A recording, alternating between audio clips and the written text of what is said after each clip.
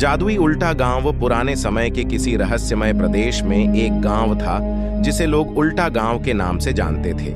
यह गांव दिखने में तो बिल्कुल सामान्य था, परंतु इसमें एक अनोखा और जादुई रहस्य छिपा था। जब कोई इस गांव में प्रवेश करता तो सब कुछ उल्टा हो जाता। लोग उल्टा चलते थे, पेड़ की जड़ें ऊपर और टहनियां नीचे होती थीं। यहां तक कि पानी भी नीचे से ऊपर की ओर बहता था। गांव में एक युवा लड़का रहता था जिसका नाम रामू था। रामू हमेशा से यह जानना चाहता था कि उसके गांव की यह अद्भुत स्थिति क्यों है। उसकी मदद के लिए हमेशा उसके दोस्त चिंकू और मुन्नी तैयार रहते थे।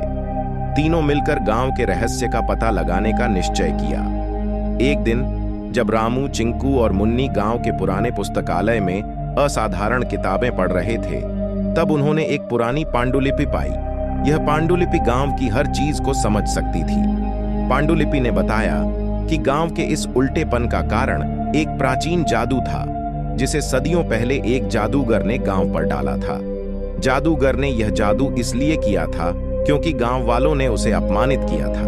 पांडुलिपि में लिखा था कि अगर जादू को खत्म करना है तो उल्टा पहाड़ी के गुफा में छिपे हुए जादुई क्रिस्टल को सही क्रम में रखना होगा। यह सुनकर बच्चों ने उस क्रिस्टल को ढूंढने का निर्णय लिया। अगली सुबह तीनों दोस्तों ने उल्टा पहाड़ी की यात्रा शुरू की। पहाड़ी का रास्ता बहुत कठिन और खतरनाक था, लेकिन उनकी हिम्मत ने उन्हें आगे बढ़ने के लिए प्रेरित किया। रास्ते में उन्हें कई बाधाओं का सामना करना पड़ा। उल्टे रास्ते, उल्टे पशु पक्षी और अन्य जादुई कठिनाइयां, लेकिन उन्होंने हार नहीं मानी। तीनों दोस्तों ने एक दूसरे का साथ देकर हर मुश्किल को पार किया। अंत में वे पहाड़ी की चोटी पर पहुंच गए जहां एक गुफा थी। गुफा के अंदर बहुत सारे क्रिस्टल थे, लेकिन उन्हें सही क्रिस्टल चुनना था जो जादू को तोड़ सके। उन्होंने ध्यान से हर क्रिस्टल को देखा और पाया कि एक खास क्रिस्टल अलग चमक रहा था।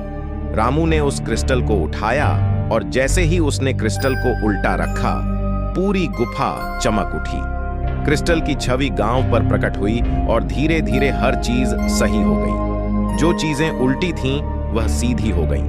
पानी सही दिशा में बहने लगा, लोग सामान्य चलने लगे और बाकी सब कुछ सामान्य हो गया। गांव वाले इस चमत्कार को देखकर हैरान रह गए और रामू, चिंकू और मुन्नी को धन्यवाद देने लगे। गांव वालों ने अपने पुराने गलती को स्वीकार किया और उन तीनों बच्चों को हीरो मानकर उनका सम्मान किया।